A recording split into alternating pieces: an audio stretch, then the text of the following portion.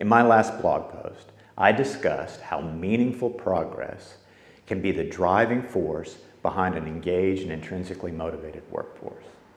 Specifically, I talked about how Harvard Business School's Teresa Amabile had uncovered the key to making your strategic activity sustainable and self-perpetuating.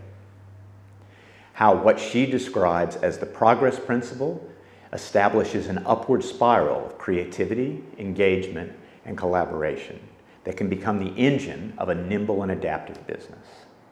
Now, that article generated a number of questions that all boiled down to, what does it look like? How do I know when the progress principle is starting to take effect?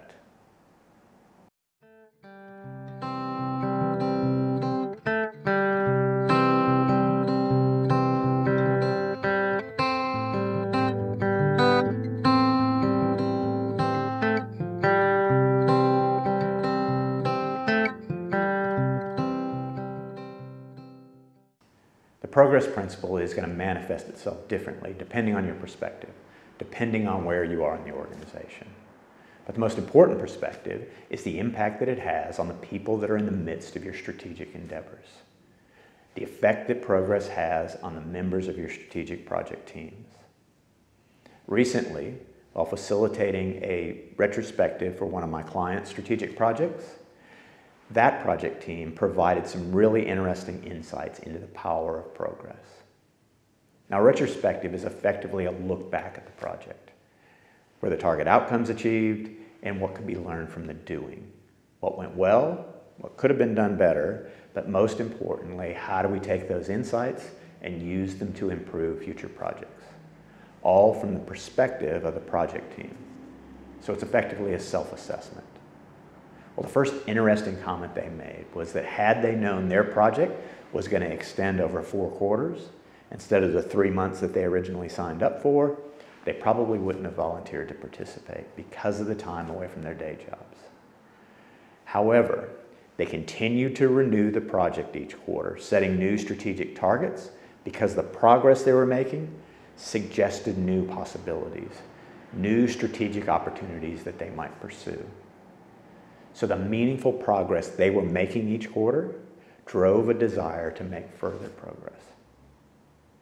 Another key observation was that the more that the people around them saw value in the work that they were doing, the more that they wanted to ensure that that work delivered on the promise of value.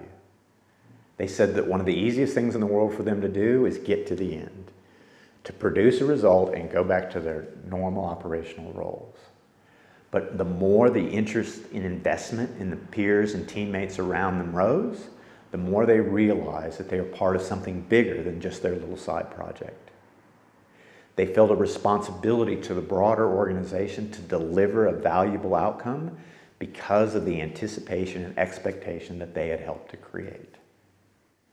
The more that others began to see meaning in the progress that they were making, the more motivated they were to progress that meaning. Finally, it was clear from our discussions that having delivered a successful outcome had created a real pride of ownership in the long-term strategic value of the project.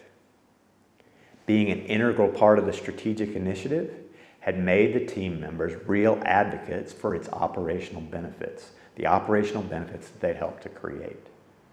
In fact, even after the project was operationalized, they've continued to meet to track the initiative, to see what they might do, what recommendations they might make to ensure that the strategic value that they initially saw becomes operational reality. And the benefits of the progress principle aren't just there to be seen by your employees. They extend to senior managers as well. When the project team that we've been talking about presented their results, their senior managers were pleasantly surprised, not just by the value that they'd created, but how independently they had worked to create that value. They made the comment that there's a lot more strategic activity bubbling away below the surface here than we ever thought possible. When your people are engaged and motivated, they become self-directed. And that frees up senior managers to devote their time and attention to delivering a higher level strategic contribution.